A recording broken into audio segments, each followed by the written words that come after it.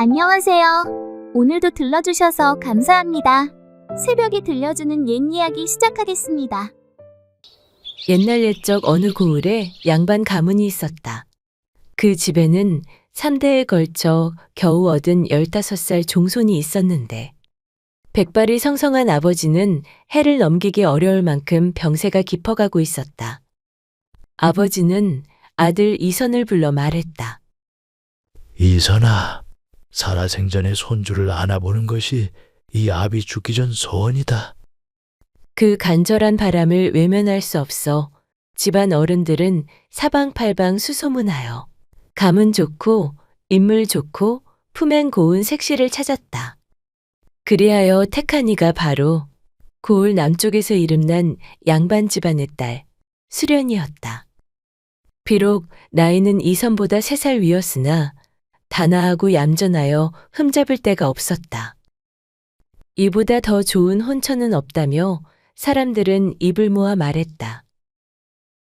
봄 기운이 완연한 어느 날, 이선은 푸른 비단 옷을 입고 상객들과 함께 신부집으로 향했다. 깃발이 나부끼고 피리 소리가 하늘을 찔렀다. 색시는 어떤 여인일까? 나를 마음에 들어 할까? 이선은 기대와 걱정이 뒤섞인 마음으로 신부집 대문을 들어섰다. 저만치 연지곤지를 찍은 색시가 고요히 서 있는 모습이 눈에 들어왔다. 심장이 쿵 하고 튀어나올 듯 가슴이 유동쳤다. 이선은 한 걸음, 또 한 걸음 다가서며 색시를 힐끗 바라보았다. 고운 이목구비에 숨이 막힐 듯 수려한 모습이었다. 저리 고운 처자가 내 색시라니 이게 꿈이냐 생시냐? 자기도 모르게 번진 미소를 애써 입술을 다물어 숨겼다. 혼례를 치르는데 이상하게도 신부 수련의 얼굴이 갈수록 새하얗게 질려갔다. 고운 이마에는 땀이 맺히고 숨결은 가쁘게 오르락 내리락 했다. 그도 그럴 것이 혼인이라는 막중한 일을 두고 맨정신인 이가 어디 있겠는가. 혼례 내내 수련은 고개를 떨군 채 마치 죄라도 지은 사람처럼 이선을 똑바로 바라보지 못했다. 아니, 색시가 안색이 영 좋지 않구먼. 그러게 말이야. 어디 몸이 편찮은 것 아닌가? 식은땀을 흘리며 핏기 없이 서 있는 신부의 모습을 보고 상객들 사이에서는 슬금슬금 수군거림이 일었다. 이선은 속으로 조심스레 생각했다. 내가 어려서 싫은 것일까? 마음에도 없는 혼례를 치르니 저리 힘겨운 모양이구나. 표정이 잔뜩 굳은 수련을 보고 이선은 애써 마음을 다잡았다. 이미 혼례식도 치렀는데 어쩌겠는가. 밤이 깊어지자 신방에 단둘이 남겨졌다. 이선은 색시의 옷을 벗겨야 한다는 말을 들었으나 막상 어찌해야 할지 몰라 안절부절하며 괜히 헛기침만 해댔다. 수련 역시 긴장한 탓인지 굳은 얼굴로 땀방울을 줄줄 흘리고 있었다. 이선은 마음을 다잡고 조심스레 수련의 곁으로 가 떨리는 목소리로 말을 건넸다. 저기 색시 괜찮으신지요? 수련은 고개를 숙인 채 대답이 없었다. 그저 떨리는 손으로 옷자락을 꼭 쥐고 있었다. 그때였다. 갑자기 수련이 배를 움켜쥐며 신음하기 시작했다. 이선은 깜짝 놀라 다가갔다. 아니 왜 그러시오? 어디가 아픈게요? 수련은 얼굴이 하얗게 질린 채 고통에 몸부림치며 신음을 토해냈다. 어쩔 줄 몰라 허둥대던 이선은 장인장모를 부르려 문을 열고 나가려 하자 수련이 절박하게 손을 뻗어 이선의 바지가랑이를 움켜쥐며 떨리는 목소리로 간신히 말했다. 제발 아무도 부르지 말아주소서. 부탁드립니다. 이선은 그 간절한 애원에 발을 멈추었다. 수련은 손수건을 입에 물고 온몸을 떨며 배에 힘을 주기 시작했다.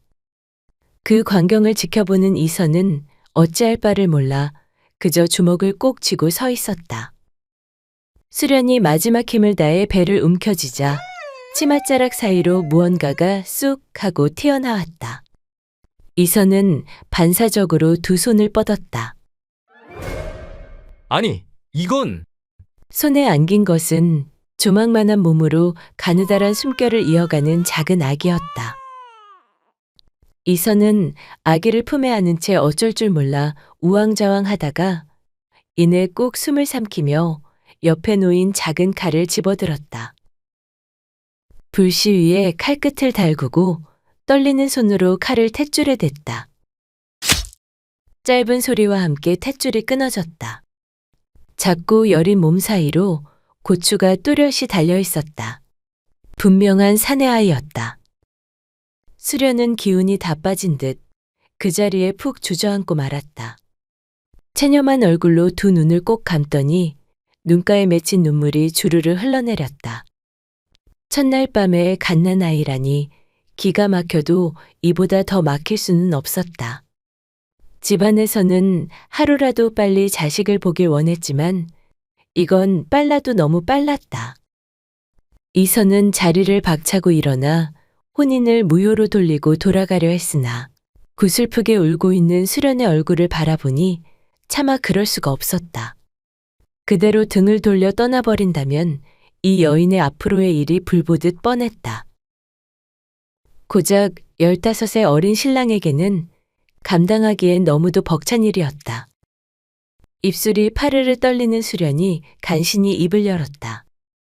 죄송하옵니다. 저는 차마 간이 변명조차 할 낯이 없습니다. 목이 메인 탓에 수련은 말끝을 잇지 못하고 고개를 깊이 숙였다. 사연이야 차차 알게 되겠지요. 어린 신랑의 담담한 말에 수련은 참았던 울음을 숨죽여 터뜨렸다. 그 울음에는 차마 입에 담을 수 없는 깊은 사연이 있으리라. 이선은 온 힘을 다해 아이를 낳고는 금세 숨이 끊어질 듯 창백해진 색시를 바라보았다.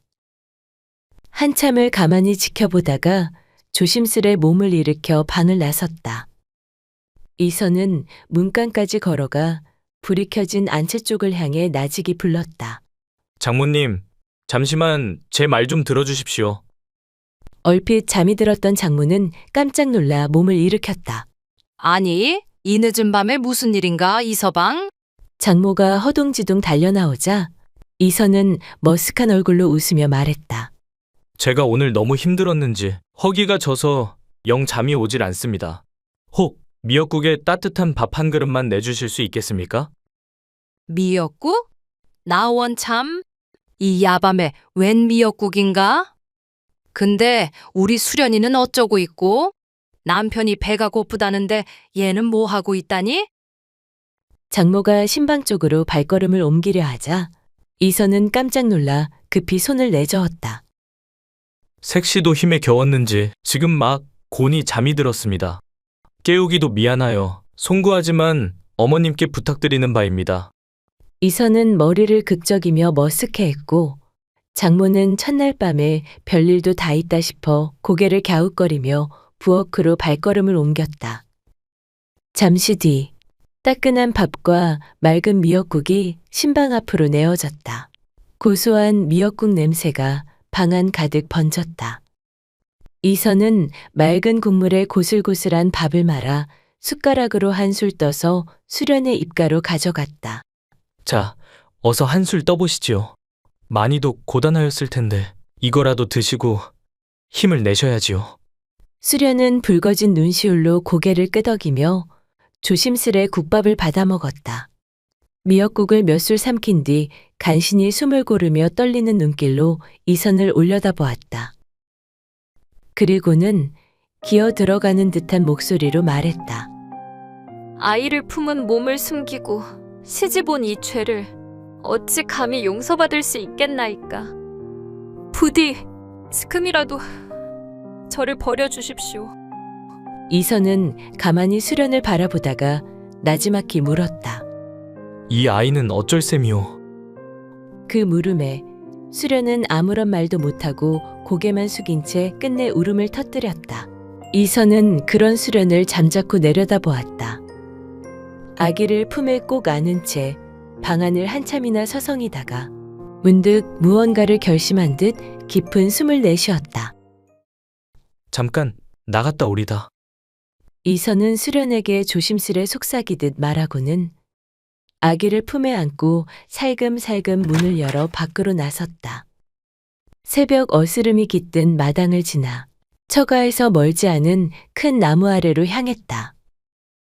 어둠 짙은 나무 밑 조심스레 포대기를 풀어 아기를 곱게 감쌌다. 그리고는 아기의 작은 이마를 쓰다듬으며 나직이 속삭였다. 아가야, 곧 데리러 올 테니 조금만 기다려라. 아기의 얼굴을 한 번 더 눈에 담고는 다시 신방으로 발걸음을 옮겼다. 이선이 방문을 여는 소리에 누워있던 수련이 힘겹게 몸을 일으켰다. 수련은 창백한 얼굴로 이선을 바라보며 간신히 입을 열었다. 서방님, 아기는 어찌하셨나이까? 아무도 모르게 냇가 옆 큰 나무 아래에 두고 왔소. 수련은 화들짝 놀라며 입을 틀어막았다. 결국 서방님이 버리고 말았구나. 미안하다, 아가야. 수련은 속으로 생각하며 굵은 눈물이 볼을 타고 주르르 흘러내렸다. 나는 곧 본가로 떠날 것이오. 몸이 조금 괜찮아지면 그때 우리 집으로 오시오. 수련은 떨리는 손으로 눈물을 훔치며 고개를 끄덕였다. 닭이 울어대고 새벽빛이 어슴풀에 비치기 시작하자 이선은 아침도 밝기 전에 본가로 돌아가겠다고 서둘렀다. 법도대로라면 이틀쯤 더 머물러야 마땅했지만 집에 계신 어머님 생각에 걱정이 앞선다 둘러대며 본가로 돌아가겠노라 하였다. 아니 왜 벌써 가려고 그러는가? 어머님 몸이 편찮으신 걸 두고 나왔는데 어젯밤 꿈에 어머님 상여가 나가는 모습을 보았나이다. 이선은 힘겹게 말을 이었다. 길은 급하고 색시는 몹시 피곤해 보이니 열흘쯤 뒤에나 보내주십시오. 안쓰러운 표정을 지은 장인과 장모는 별다른 말 없이 고개를 끄덕였다. 이선은 깊숙이 절을 하고 상객들과 함께 본가로 향했다. 큰 길을 지나 냇가에 이르렀을 무렵 이선이 갑자기 걸음을 멈췄다. 저기 나무 아래에서 아이 울음소리가 들립니다. 사람들이 깜짝 놀라 냇가로 내려가 나무 밑을 살펴보니 정말로 포대기에 쌓인 갓난아이가 가냘픈 울음소리를 토해내고 있었다. 세상에나, 누가 이런 어린 것을 여기에 버려두었단 말인가? 그러게 이 일을 어찌하면 좋다나. 상객들은 서로 얼굴을 마주보며 어쩔 줄 몰라 했다. 그때 이선이 조용히 걸어 나와 두 손으로 아기를 품에 꼭 안고 말했다. 이 아이 제가 데려가겠습니다. 상객들이 놀란 눈으로 바라보자 이선은 담담히 말을 이었다. 어찌 이 가여운 아이를 냇가에 버려두고 그저 모른 채 할 수 있겠습니까? 그 말에 모두가 숨을 삼키듯 조용해졌다. 아기는 이선의 품에 안겨 조금씩 울음을 그쳐갔다. 아이를 품에 안고 집으로 들어서는 이선을 본 부모님은 두 눈이 휘둥그레졌다. 아니, 네 색시는 어쩌고? 웬 아이를 안고 들어오느냐? 그러게 말이오. 첫날 밤에 아이가 나올 리도 없을 테고. 당황한 부모님의 물음에 이선은 조심스레 고개를 숙이며 대답했다.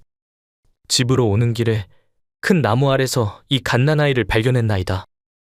포대기에 쌓인 채 울고 있는 것을 차마 모른 척할 수 없어 이리 데려왔습니다. 부모님은 서로 얼굴을 마주보며 망설였다. 허나, 그렇다고 네가 이 아이를 키우겠다는 것이냐? 이선은 잠시 숨을 골랐다가 차분한 목소리로 말을 이었다. 사실 어젯밤 꿈에 청룡이 제 몸을 감싸며 이 나무 아래로 이끄는 것을 보았습니다. 그 꿈이 하도 또렷하여 마음에 남았는데 정녕 그 자리에서 이 아이를 발견하게 되었으니 이 모든 것이 하늘의 뜻인 듯합니다. 부치는 한동안 말이 없었다. 그러다 이선이 품에 안은 아기를 내려다보며 조용히 말했다. 자손이 귀한 집안이라 네 핏줄은 아니라 하여도 보통 인연은 아닌 듯 싶구나. 말끝에 스며든 아버지의 깊은 한숨에 이선은 가만히 고개를 숙였다. 다만 걱정스러운 듯 어머니가 말을 덧붙였다. 허나, 네 색시가 어찌 받아들일지 모르겠다. 이제 막 시집 왔는데 누군지도 모르는 아이를 키우라니. 과연 받아들이겠느냐? 잠시 정적이 흘렀다. 그러자 이선이 호기롭게 고개를 들고 말했다. 그건 염려 마십시오. 감히 가장의 뜻을 여인이 어찌 거스르겠습니까? 단호한 대답에 부모님은 서로를 바라보며 눈을 크게 떴다.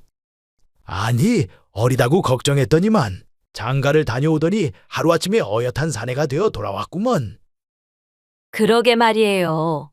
어머니는 흐뭇한 듯 고개를 끄덕였고 아버지는 잠자코 미소만 지었다. 그로부터 일주일 뒤 신부 수련이 탄 가마가 이선의 집 앞에 당도했다. 마당으로 나온 시어머니는 안쓰러운 눈길로 며느리를 바라보다가 다정히 물었다.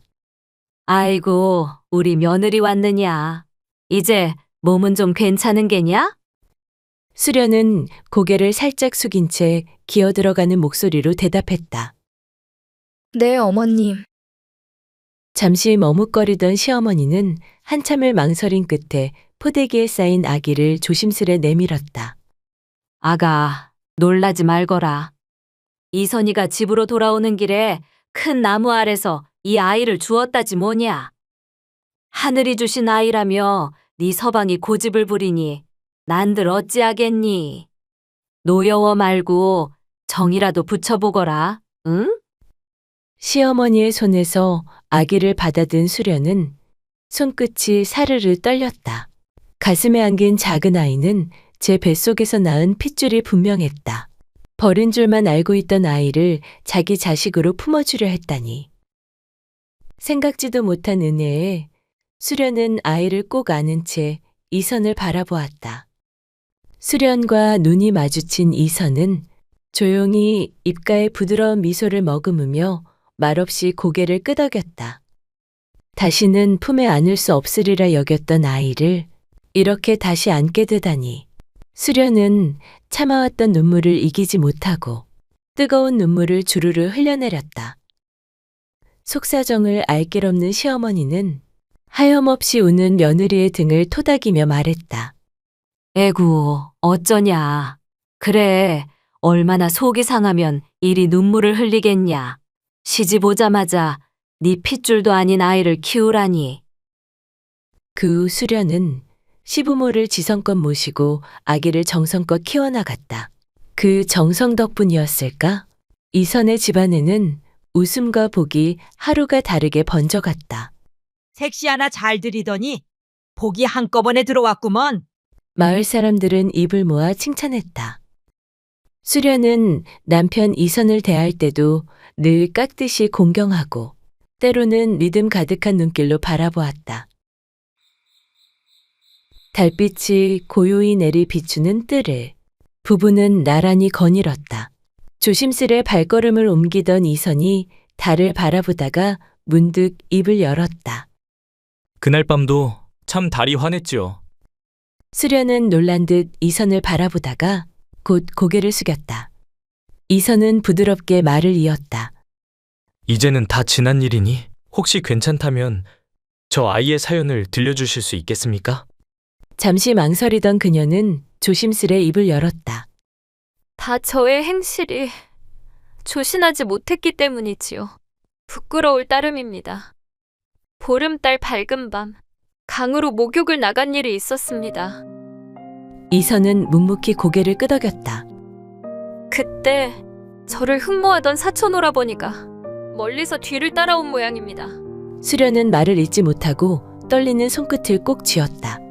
목욕을 하다 소변이 마려워 잠시 강가로 나왔던 것이 화근이었습니다. 그 틈을 타 오라버니에게 뜻하지 않은 일을 당하고 말았나이다.